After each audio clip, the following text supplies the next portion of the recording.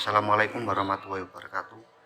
Nama saya Febriadi Reva Bahtiar, NIM 2020 11412, kelas 1P Manajemen.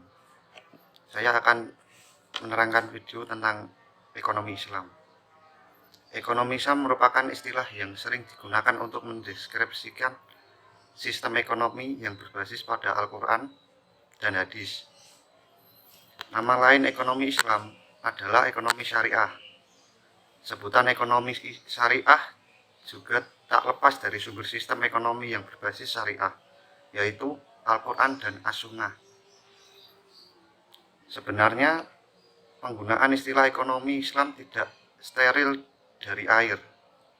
Beberapa intelektual Islam seperti Tariq Ramadan misalnya menyebutkan bahwa yang dimaksud dengan ekonomi Islam sebenarnya adalah etika Islam dalam ekonomi.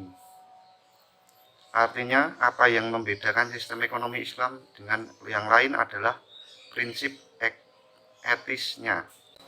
Keberadaan ekonomi Islam dapat dilihat sebagai seperangkat prinsip ekonomi alternatif yang menentang sistem ekonomi dominan yang berlaku saat ini.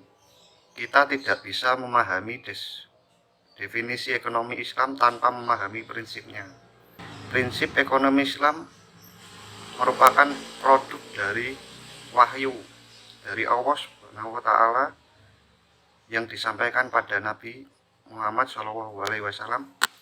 Dengan demikian, pengertian Islam, ekonomi Islam bisa sebagai sistem ekonomi yang prinsipnya bersumber dari Al-Quran dan hadis. Prinsip pertama yang lebih luas dari landasan ekonomi dalam masyarakat yang menerapkan prinsip syariah, kekuatan Allah yang menentukan benar dan salah semua aspek kehidupan. Asas manfaat. Selain menentukan nama halal dan haram, Allah juga memperbolehkan manusia untuk menikmati apa yang sudah diberikan Allah sejauh memberi manfaat. Namun demikian, asas manfaat ini tidak boleh diselewengkan melebihi batas. Segala sesuatu yang diciptakan Allah memiliki manfaat untuk digunakan atau dikonsumsi oleh manusia. Oleh karena itu, orang yang menahan diri dari makanan dan mewajibkan untuk asas pertengahan dalam produksi dan mengonsumsi, mengutamakannya pemanut prinsip Islam tidak kekurangan dan tidak berlebihan. Di sini manusia sebaiknya berada pada posisi yang moderat dalam melakukan kegiatan ekonomi. Kekayaan larangan dalam Islam sejauh ini diperoleh dengan cara yang halal, namun undang-undang berlebihan yang dilarang. Oleh karena itu, redistribusi yang disediakan melalui beberapa saluran, misalnya zakat, hibah, dan sedekah, perlu dicatat pula. Asas kebebasan.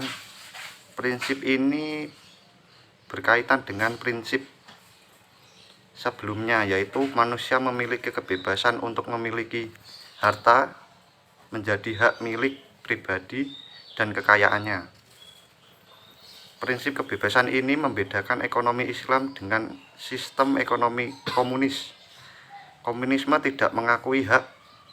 Kebebasan ini juga tidak berarti. Tetapi kebebasan ini juga tidak berarti diperlukan praktik akumulasi kapital tanpa batas oleh individu. Asas keadilan.